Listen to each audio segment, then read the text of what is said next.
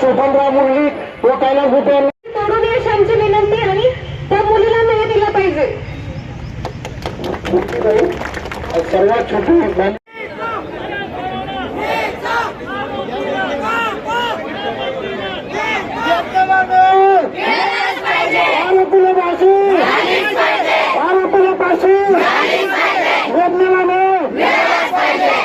साधू गायत्री मुरली हे आपल्या 2 मिनिटं आपल्यास विनंती करतो की आपण आपल्या मनाचा व्यक्त करूया.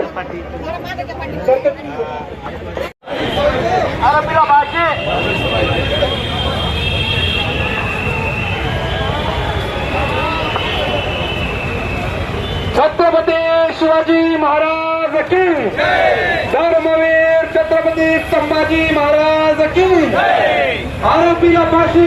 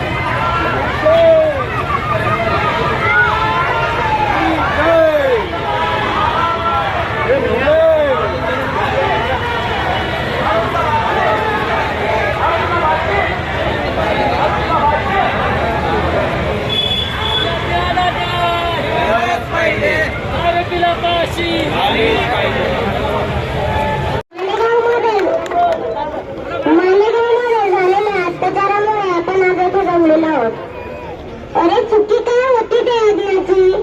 ती तर फॅशनची ड्रेस घालत नव्हती ना, ती तर कोणासोबत फिरत नव्हती ना.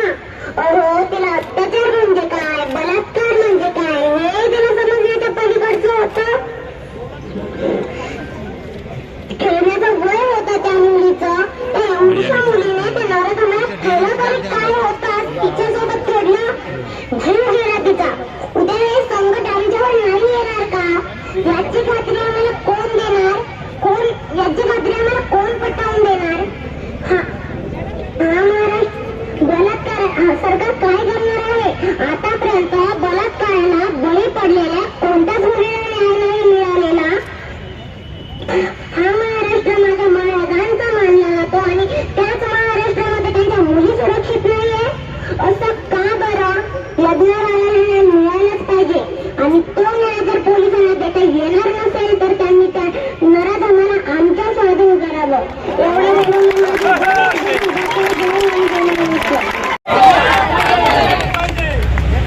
नालेवाड जिल्ह्यातील नारी यज्ञावर जे अत्याचार झाला त्यासाठी आपण या ठिकाणी सर्वजण सर्व समाजाचे सर्व पक्षाचे या ठिकाणी लोक आले आणि सर्वात पहिले या ठिकाणी त्या ठिकाणी भागातील मी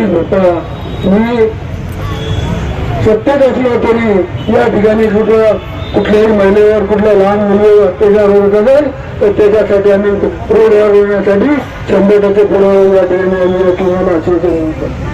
तर या ठिकाणी एवढं सांगतो की आता अधिवेशन 8 तारखेपासून चालू होणार. त्या ठिकाणी यज्ञाच्या अत्याचार होणाऱ्या त्याच्या अन्यायावर त्याच्या ते ज्यांनी अन्याय केला त्याच्यासाठी शिक्षा लवकरात लवकर व्हावी यासाठी उज्ज्वल निकम सुद्धा वकील त्यांनी घ्यावं या ठिकाणी त्या ठिकाणी म्हणतो.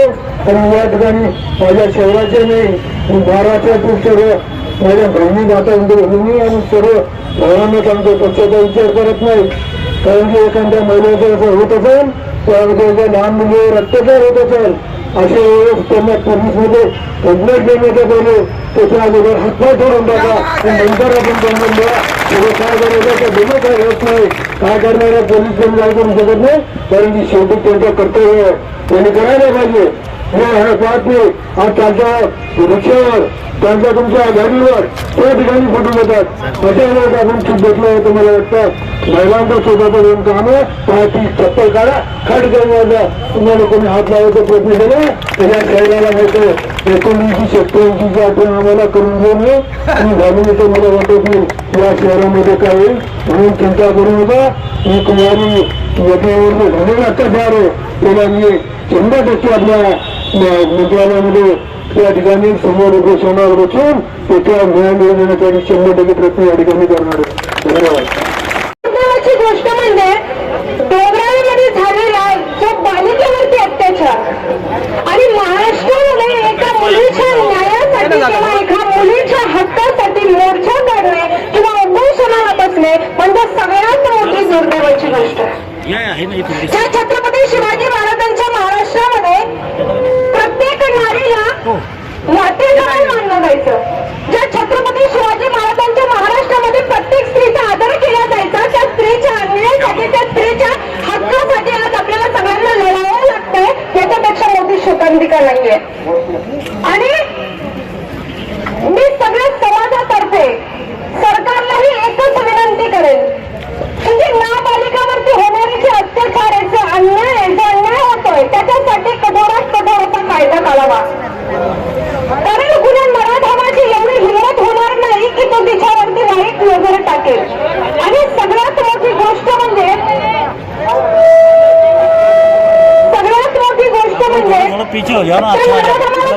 शिक्षा झालीच पाहिजे परंतु सरकारने घेतला पाहिजे की येणाऱ्या काळामध्ये कोणत्याही स्त्री जातीवरती अन्याय होणार नाही याच्याकडे सरकारने लक्ष दिलं पाहिजे. म्हणून सरकार आता जे डोळे झाकून बसलेलं असेल तर सरकारने एक विनंती करते की आता डोळे उघडण्याची वेळ आहे. कारण आपण या महाराष्ट्राला माझा महाराष्ट्र किंवा आपण बोलताना बोलतो की जय महाराष्ट्र म्हणून जय महाराष्ट्र जी पदवी आहे ती आपण तेव्हाच म्हणू शकतो जेव्हा एका स्त्रीला एका मुलीला न्याय मिळेल. म्हणून पुनश्च एकदा तुम्ही रस्त्यावरती आलात आपल्या मुलीच्या हक्कासाठी म्हणून सगळ्यांचे मनपूर्वक धन्यवाद आणि असाच आपल्या मुलीच्या रक्षणासाठी एकट्यावर झालेल्या अन्यायावर न्यायाधीश करण्याकरता आक्रोश मोर्चामध्ये सहभागी झाले ते तुमच्या स्वतःचे आभार मानतो. आज श्री कुमारी यज्ञावर नाही संपूर्ण महाराष्ट्रावर आपल्या मुली आपल्या लेकीबाई सुरक्षित नाही. पुष्कळ आज नांदेडा घटना घडतात मराठवाडा कुठे घडतात त्याचा निषेध करण्याकरता मी प्रशासनाला एवढी विनंती करेल त्या चिमुकलीला तर न्याय मिळालाच पाहिजे त्या हरामखोराला तर फाशी झालीच पाहिजे पण असा कठोर कायदा निघाला पाहिजे कोणी हरामखोर अशा प्रमाणे